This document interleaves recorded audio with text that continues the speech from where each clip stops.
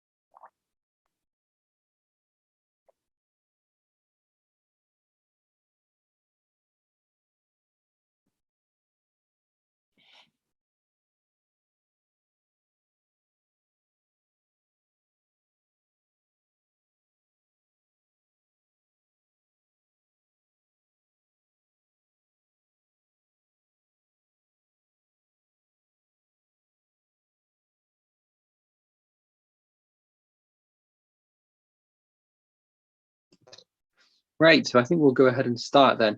So thank you everyone for joining us again today for one of our another urology sessions with Mind the Bleep. Today's subject is going to be urinary incontinence, and it's going to be presented by Sinan, so I'll let him introduce himself in a second, but I'm going to be keeping my eye on the chat box throughout the session, so if anyone has any questions or anything, feel free to drop it in the box, and I'll be happy to relay them to Sinan. So go ahead. Thanks, Zach. My name is Sinan Khadhouri. I'm a urology registrar in Aberdeen Royal Infirmary, and I'll be doing a quick whistle-stop tour through urinary incontinence today. So the objectives of this talk is to go through the classification of urinary incontinence, look at briefly the causes of urinary incontinence, how we evaluate patients with incontinence, and what the various treatments are. So we're going to go through those. So to start off with classification, I'm sure you'll have heard of some of these at least. The most common classifications are stress urinary incontinence and urgency or urge incontinence. Stress incontinence is the involuntary urinary leakage on effort, exertion, sneezing, or coughing. Urgency incontinence or urge incontinence is leakage accompanied by or immediately preceded by urgency. You can, of course, get a mixture of those two, and that's called mixed urinary incontinence. There are other types of incontinence as well. There's overflow incontinence. That's typically seen in people with a full bladder and urine overflows out of the urethra. And this is typical in men with chronic retention, but can also happen in women. Nocturnal enuresis is incontinence of urine occurring during sleep. Often the person is unaware of this and will wake up in a pool of urine. And this tends to happen in men with chronic high pressure retention. It's a big telltale sign of that. And then you can have post-micturition dribble, which is also kind of incontinence. This tends to happen in people with benign enlarged prostates that have outflow obstruction. So what are the causes of urinary retention? Well, we can think of them with regards to bladder abnormalities and urethral and sphincter abnormalities. So the bladder is a muscle. It stores urine, but it's a muscle. So if that muscle is overactive, then it can cause incontinence. Or if the bladder has a low compliance. Compliance is basically the ability of the bladder to stretch and accommodate urine. So if the compliance is poor or low, then it can't stretch and accommodate urine as well. So it will leak. And then we can think of urethral and sphincter abnormalities. So if the urethra is hypermobile, so typically in ladies with weak pelvic floor after multiple vaginal deliveries, and you can have an intrinsic sphincter deficiency. So the sphincter itself is deficient and doesn't close shut, so you get incontinence. So those are the two kind of broad causes. In terms of what you need to do if you clerk in or meet a patient with incontinence, like with anything, you take a history. So you assess what type of incontinence it is based on the classifications we've just gone through. So you ask things like, does it leak when you cough, sneeze? Do you get any urgency associated with it? LUTS is lower urinary tract symptoms. So any other symptoms that are associated with it, frequency, and also how severe your symptoms are. There are certain risk factors that you should ask which contribute to incontinence. So radiotherapy, as you know, radiotherapy to any tissue makes it slightly stiff and fibrotic. So that can affect both the bladder, but also the sphincter, because it loses that elasticity and it can't close shut fully. Obviously, neurological disorders, if the nerves aren't talking to the bladder or the sphincter, then they won't be doing their job properly. Obstetrics and gynecology history, for the reasons I've indicated earlier, especially regarding spontaneous vaginal deliveries, any complications such as tears, etc. And obviously you need to ask about medications. So especially things like diuretics, which will cause an increase in urine output, and that can exacerbate symptoms. As with any condition, there are always red flags you need to ask about. Incontinence with pain, hematuria, so any blood in the urine, and recurrent UTIs. They could all be associated with bladder cancer. Then there are some useful ways of assessing incontinence. There's a questionnaire called the ICIQ, which assesses specifically urinary incontinence.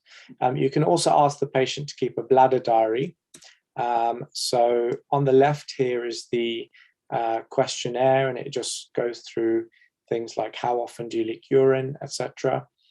And then the bladder diary is useful because you can assess, so you give this to the patient, ask them to fill it in, normally over 3 days, and you can assess sort of what their intake is, how much it is, what their output is, and what the pattern with when they drink fluids, especially things like coffee, caffeinated drinks are a stimulant.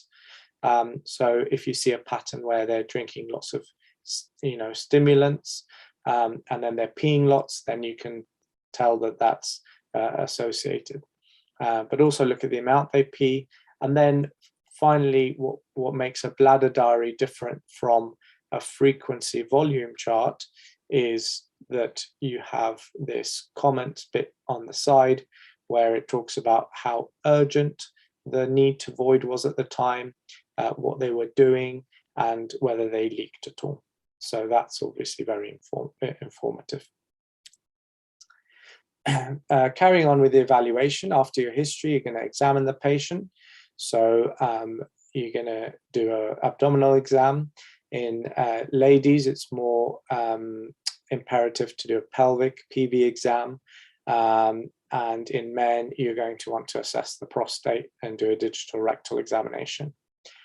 It'd be good to get their body mass index, so their height and weight, because a high BMI or obesity is associated with incontinence. A common test we do in clinic is the urinary flow rate, where you get the patient to pee in a bucket that measures your flow rate. It also measures the total volume they've peed and over how long. And then after that, you can measure their post-void residual to check if they've emptied their bladder well enough. So, in a man with bladder outflow obstruction, if they're not emptying their bladder and they're always at full capacity, then that's probably the reason they're leaking, because they're always full. Blood tests might be helpful, especially in chronic retention, to assess renal function. Same indication for imaging. And sometimes you'd want to assess the bladder and the urethra with a cystoscopy. Urodynamics is a more invasive investigation that's saved for selected patients, really. And what urodynamics are is it's a test to assess the basically the dynamics of the bladder. So commonly you pass a wire catheter with a pressure transducer at the end into the bladder and one into the rectum. The bladder one measures the detrusor pressure, and the rectal one measures the intra-abdominal pressure. And through these, you can look at what's happening when the bladder fills, when the patient gets a sensation to pee. Does the bladder twitch and is overactive, or does it stretch nicely and fill? And then, when the patient's asked to void, what kind of pressures is the bladder, is the detrusor muscle putting, and how does that compare to the intra-abdominal pressure? So all these different data points you get from this test are very useful to determine exactly what's going on and why they might have incontinence. So moving on to treatment, we'll talk about stress urinary incontinence first of all. As with anything, there's always conservative treatment. So we spoke about how this can be caused by weak pelvic floor muscles. So you can do pelvic floor muscle training, and that's sort of at least 8 contractions 3 times a day. You can also refer them to physiotherapy for pelvic floor training. That's been shown to have slightly better outcomes. There are even devices that, with all the apps and things that we have, devices that help you remember to do your pelvic floor muscle training, etc. So that can be very effective by itself and stop incontinence. Lifestyle modification is a huge thing. Weight loss, stop smoking, avoid constipation, and make sure your fluid intake is good. Moving on from conservative treatment, medication therapy. Duloxetine is the main treatment of choice for stress incontinence. If that doesn't work and lifestyle measures haven't worked, then you can consider surgical treatment. So there's a number of different options. There are urethral bulking agents, and basically you just inject this bulking agent, which is an inert substance, into the urethra. This is commonly for women who have a short urethra and leak. And basically you create a form of outflow obstruction because you sort of partially obliterate the urethral meatus, and that just helps sometimes with incontinence.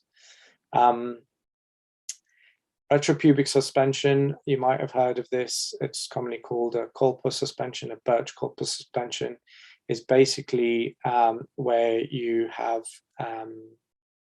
an operation to tie up the womb and the round ligament, which just supports everything and stops the urethra from being hypermobile because of a weak pelvic wall. So that sometimes helps. Urethral slings and artificial sphincters. I've got a nice picture for both of these. So a urethral sling, you might have noticed it was in the news a few years ago about all the litigation that was happening with this, but so it's slightly out of date now. It used to be very common, but it's reserved for selected patients now. But basically you have a mesh which is inserted under urethra, and it just sort of hooks the urethra and supports it to stop leaking. That's for women. And in men, especially after prostatectomy, etc., you put in this artificial urethral sphincter, which, as you can see, is a sphincter. There's a pump that's in the scrotum next to the testicle, which you can deflate when you need to pee and reinflate when you want to stay dry. And the other ball at the pelvis is just a reservoir of air that can move the air from when you want to deflate the sphincter.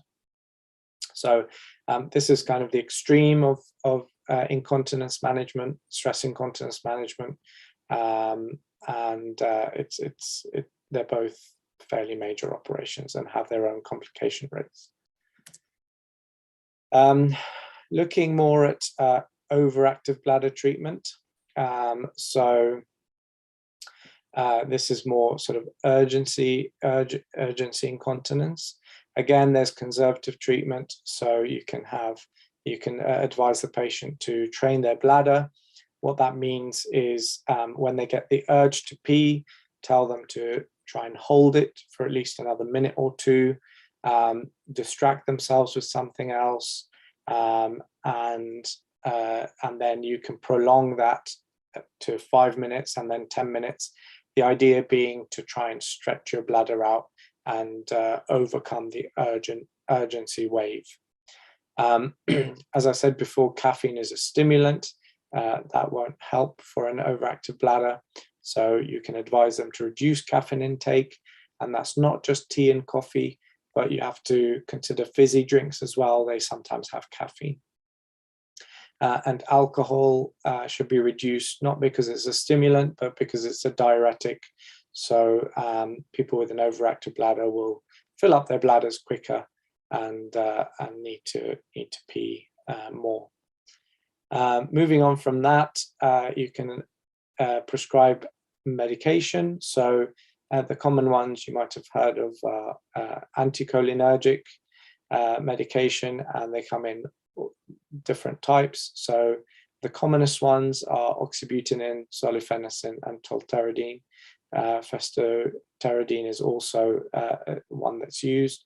And they have slightly different side effect profiles, but essentially they're the same class of medication. The main side effects to be aware of with these is that it can cause a dry mouth and eyes and constipation. But it can be quite helpful at reducing urgency incontinence. Big no-nos to using this medication if a patient has acute closed-angle glaucoma, and in the elderly, as it can confuse them. Recently, over the last 10 years, a new medication came out called mirabegron. This is a beta-3 agonist. Beta-3 receptors are only found in the bladder, so it's very selective and has a low side effect profile.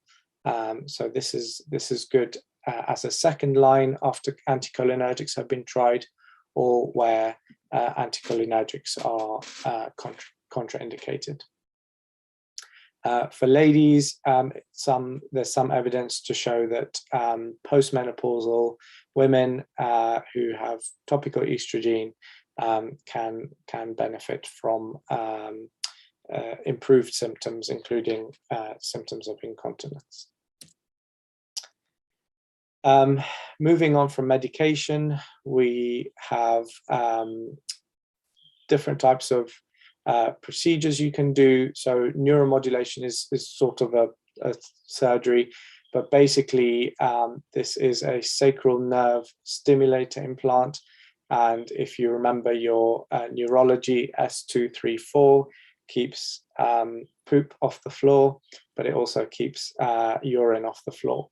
So basically you implant into the back a stimulator which has leads that run into the nerve roots of S234. And that basically is turned on and stimulates the nerves, which contracts the sphincter. Intravesical pharmacology, so intravesical means in the bladder. So there are various sort of chemicals, if you like, or agents you can give. Ialural is an example. Not all of them are licensed for urgency and urgency incontinence, but some have been effective. And basically, they replace something called the gag layer of the bladder, which is a natural protective layer on the inside of the bladder to help prevent infection and irritation. Again, that's not technically licensed, but it can help for that. People who have overactive bladders proven on urodynamics and they've tried medication and nothing's worked, can move on to have Botox injections, and the Botox basically paralyzes the detrusor muscle in places and means that it stops the overactive waves in the bladder, so they don't get as many overactive waves.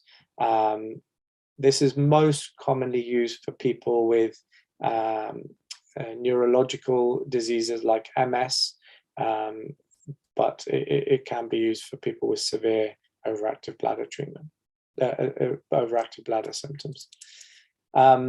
Finally, surgery, and this is very rare to do for incontinence and overactivity, but sometimes we do reserve it for people where their quality of life is not good and they're not managing. Basically, surgery is aimed to increase the functional bladder capacity and decrease the maximal detrusor pressure, and that protects the upper urinary tract. So especially, remember we spoke about compliance and the bladder not being able to stretch sometimes. If you have a tiny bladder that doesn't stretch and you're trying to hold that in, then the urine's got to go somewhere, so it's going to start refluxing up the ureters and can potentially damage the kidneys. So you might want to keep the kidneys safe by doing this operation. There's two real options, something called a clam cystoplasty, where basically you open the bladder and stick a bit of bowel on top to increase the capacity of the bladder. And also the bit of bowel is obviously not a muscle, so it doesn't contract. So even if the bladder has overactive waves and it contracts, then the bit of bowel can expand instead of the patient leaking. And then finally, there's a urinary diversion where you cut the ureters from where they join the bladder and put it into a piece of ileum, which comes out as a stoma, as a bag. That's called an ileal conduit, but that's quite an extreme form of treatment. I just wanted to talk about incontinence in elderly people because it's very common and you will face it, and they will have a variety of different causes from the classification that we had. But I thought this was a useful anagram for you to remember. So transient causes of urinary incontinence in the elderly, just remember diapers. So D for delirium, infection can cause transient incontinence, atrophic vaginitis or urethritis, pharmaceuticals, so look at their medications, cross off any that don't need to be given, psychological problems, excess fluid input or output, so diuretics, if they have congestive cardiac failure, or nocturnal diuresis, which is where they produce a lot of urine at night. And that's very common in people with, especially people with heart failure, because they have peripheral edema and all the excess fluid pools in their legs. And then when they go to sleep, they lie flat and all that fluid gets reabsorbed back into their intravascular system and goes through their kidneys and they diurese. Restricted mobility, so if they have poor mobility and they can't get to the loo on time, they might leak. And finally, constipation, stool impaction. So those are some things for you to be aware of. If you did face an elderly person with incontinence, you take a history and examination going through your causes, diapers causes. You'd want to do some investigations, so the urea and creatinine. You could look at a frequency volume chart or a bladder diary that we spoke of. Look at their post-void residual to make sure they're emptying their bladder well. You obviously want to do a urine dip to exclude infection or an undiagnosed diabetes or hematuria, etc. You can do a stress test, so get them to cough, see if they leak, to check for stress incontinence. Evaluate their home environment. Can they get to the loo? Do they have to climb 3 flights of stairs just to get to the loo? What's the story there? And obviously physio and occupational health therapy can help with that. And then finally, for patients that you think are fit, you can do urodynamics. You wouldn't do urodynamics in people you didn't think are fit for surgery because a lot of the proven diagnosis from that will require further treatment, and often this is surgery. So how would you manage them? Again, conservative management, pelvic floor exercises, treat any atrophic vaginitis, optimize their mobility and access to the toilet. And a really good trick is timed voiding. A lot of elderly patients sort of forget themselves. They're sitting on the sofa, they're watching telly, they're drinking multiple cups of tea, and then before they know it, they need to pee and they don't have time to get to the toilet. So you can tell them, look, every 3 hours, set an alarm to go off every 3 hours. When the alarm goes off, get up and go to the loo. And that's sort of preemptive voiding to avoid incontinence. Medical therapy, remember we said anticholinergics you tend to not give to elderly because it can exacerbate confusion and delirium. So you'd probably go for mirabegron straight away. That's the beta-3 agonist. And then finally, for those that are fit, you can consider Kolpa suspension or an artificial sphincter or tapes. Very briefly, some other types of incontinence which we as urologists encounter.